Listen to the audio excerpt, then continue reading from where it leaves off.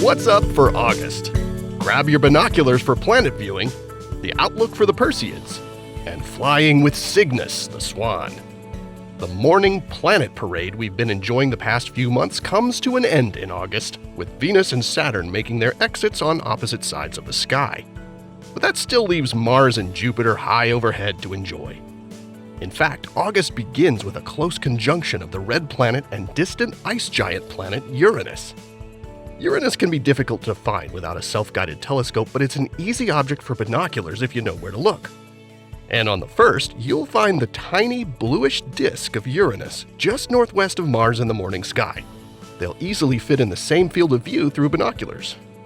Moving on to the morning of the 15th, you'll find the Moon only a finger's width from Jupiter. Like Mars and Uranus, they'll make a great pairing through binoculars, and you'll also likely catch a glimpse of Jupiter's 4 largest moons. The Moon then works its way eastward to join Mars on August 19th. This is another nice pairing for binoculars, plus you'll find the pairs super close to the Pleiades. You may even be able to fit them all into the same view. Moving to the evening sky, Saturn is transitioning from a late night and early morning object to an all-night sight. It's rising as night falls in August. Look low in the east around 9 p.m. to find it as a steady yellowish point of light. You'll find that the ring planet rises a bit earlier each night over the course of the month. Saturn's in opposition this month, meaning it's directly on the opposite side of Earth from the Sun. It's around this time when the ringed planet appears its biggest and brightest for the year. By the end of the month, you'll start to notice Jupiter rising around 9 p.m. to join Saturn. This means Jupiter will be pulling double duty as an early evening object appearing in the eastern sky and an early morning one appearing in the west. The Perseid meteors are an annual event many of us skywatchers look forward to, as they often produce lots of shooting stars for us to enjoy. Unfortunately, this year all but the brightest Perseids will be washed out by a full moon on the peak night of August 12th. So this is probably not the year to make a special trip in order to see the Perseids, but if you find yourself outside between midnight and dawn on August 13th, don't forget to look up anyway. Because you never know, you might just catch one of the bright Perseid meteors that defies the glare of the moon.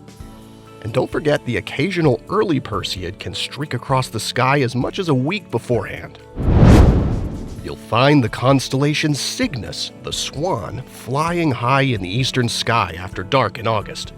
Cygnus has an overall shape like a T or cross and contains a star pattern sometimes called the Northern Cross.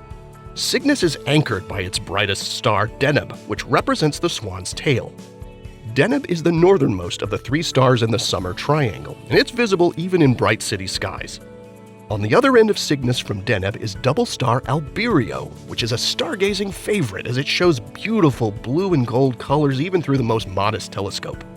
Now, Cygnus lies right along the plane of the Milky Way, so it's dense with glittering stars and dark dust clouds, with lots of interest for telescope observers and astrophotographers to enjoy, including the North America Nebula, the Veil Nebula, and the blinking planetary nebula.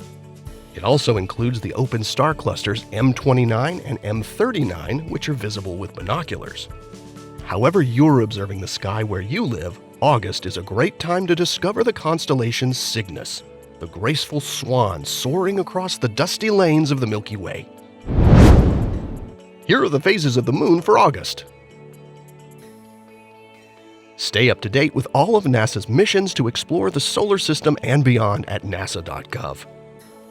I'm Preston Dykes from NASA's Jet Propulsion Laboratory, and that's what's up for this month.